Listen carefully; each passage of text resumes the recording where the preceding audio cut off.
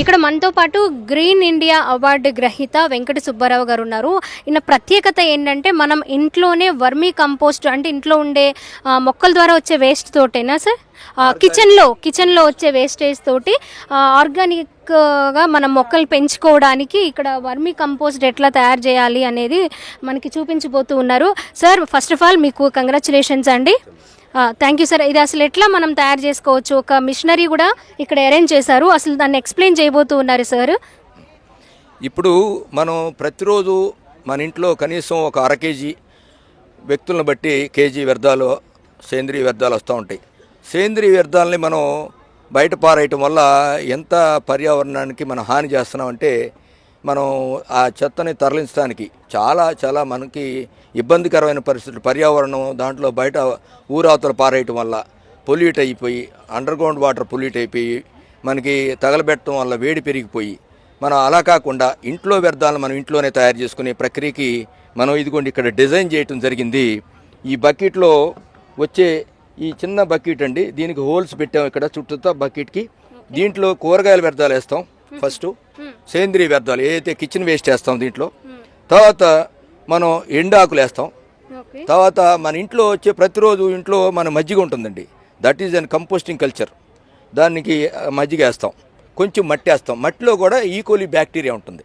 So ఈ 4 పదార్థాలు, కూరగాయల వేస్టు, డ్రై లీవ్స్ ఎండిపోయిన ఆకులు, మజ్జిగ, మట్టి, ఈ 4 వేసి లేయర్ బై లేయర్ రోజు అలాగా మనం ప్రతిరోజు అలా చేసుకుంటూ ఉండాలి. తర్వాత ఈ లీఫీ వెజిటబుల్స్, ఈ కూరగాయల వ్యర్థాలు దాంట్లో లీచెట్ అనే పదార్థం వచ్చి మనకి వస్తుందండి. దాని మూలంగా మనం ఏం చేసామంటే దీంట్లో కింద ఇంకో బకెట్ పెట్టుకుని దాన్ని స్టాప్ పెట్టుకున్నాం.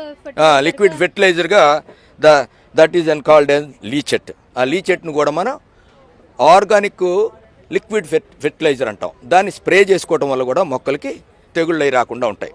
సో ఈ ప్రక్రియ ఒక విధానం మనకి. రెండోది ఏంటంటే మనకి ఇండివిజువల్ హౌసెస్లో వచ్చేప్పటికి ఈ పైప్ ఉంది కదండి, ఈ పైపు మనకి నేలలో పాతేసుకుంటాం. నేలలో పాతేసుకోవటం వల్ల ఈ పైపులోనూ కూడా ఇట్లాగే మనం కూరగాయల వ్యర్థాలు వేస్తాం, అట్లాగే ఎండాకులు వేస్తాం, అట్లాగే కొంచెం మజ్జిగ పోస్తాం, కొంచెం మట్టి వేస్తాం. సో ఇదే ప్రాసెస్గా 4 రోజు చేసుకోవటం వల్ల ఈ పైపు నిండినాక మళ్ళీ ఇంకొక పైపు పెట్టుకుంటాం. ఈ పైపులో కానీ ఈ బకెట్లో కానీ ఒక 45 రోజులు కదిలించకుండా మనం పైన మూత పెట్టేసేసి ఉండటం వల్ల మనకి ఎరువు తయారైపోతుంది. ప్రకృతి సిద్ధమైనటువంటి జీవసేంద్రియ ఎరువు. దాంట్లో ఆ ఎరువులో అనంత కోటి బ్యాక్టీరియా ఉంటుంది, ప్రకృతి సిద్ధంగా తయారు. ఇప్పుడు మనం తినే ఆహార పదార్థాలన్నీ కూడా, కూరగాయలన్నీ కూడా క్యాన్సర్ రావడానికి కారణం ఏంటంటే మనం దాని మీద కెమికల్ వాడటం, కెమికల్ ఎరువులు అంటే రసాయనిక ఎరువులు వాడటం, పురుగు మందులు మనకి మొక్కలకి పురుగు మందులు వాడటం, అది విషతుల్యమైనటువంటి పురుగు మందులు వాడటం వల్ల క్యాన్సర్ కారకాలు అనేకమైనటువంటి మన బ్లడ్ మొత్తం కూడా కెమికలైజ్డ్ అయినటువంటి మనకి అనారోగ్య కారణానికి మనం ఇవాళ పరిస్థితులు ఇవాళ తలెత్తాయి. సో పైగా ఎరువులు 24 మొక్కలు పైన ఇంకొక 6 రకాలు, దాదాపు 30 రకాల మొక్కలు పెంచుకోవడానికి ఈ డ్రమ్ డిజైన్ చేయడం జరిగింది. అట్లాగే ఈ డ్రమ్ములోనే మళ్ళీ ఎరువు తయారు చేసుకుంటానికి లోపల పైప్ పెట్టామండి. అట్లాగే ఈ తయారైన కంపోస్ట్ నుంచి మనం ఈ పైప్లో వేసుకుంటే కంపోస్ట్ అయిన మెటీరియల్ అంటే ఫస్ట్ కంపోస్ట్ అవ్వాలండి మెటీరియల్. కంపోస్ట్ అయిన మెటీరియల్ని మనం వర్మీ కంపోస్ట్గా మార్చుకోవడానికి అవకాశం ఉంటుంది. సో దట్ ఈ కంపోస్టెడ్ మెటీరియల్ని ఈ పైప్లో వేసుకోవటం వల్ల, ఈ పైప్లో వేసుకుని మళ్ళీ నీళ్లు 30% తేమ శాతం ఉండాలి.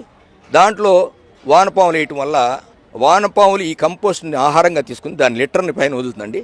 అది ప్రకృతి సిద్ధమైనటువంటి జీవసేంద్రియ వానపాముల ఎరువు. సేంద్రియ ఆహారాన్ని పండించడం వల్ల, సేంద్రియ ఆహారాన్ని భుజించటం వల్ల మన జాతి కూడా ఆరోగ్యంగా మనకి ఆనందంగా ఉండటం వల్ల జాతి సంపద పెరుగుతుంది. తద్వారా మన దేశ యొక్క సంపద సౌభాగ్యాన్ని మనం మెరుగుపరిచిన వాళ్ళం అవుతాం. దీనివల్ల ఉపయోగాలు ఏంటంటే అనేక సామాజిక, ఆర్థిక, ఆరోగ్య, విద్య, వైద్య, ఉపాధి, పర్యాటక, విదేశీ మార్గద్రవ్య ఉపయోగాలు ఉన్నాయని చెప్పి ఇందుమూలంగా తెలియజేసుకుంటూ ఈ అవకాశాన్ని నాకు ఇచ్చినటువంటి పెద్దలందరికీ కూడా ధన్యవాదాలు తెలియజేసుకుంటూ జై హింద్.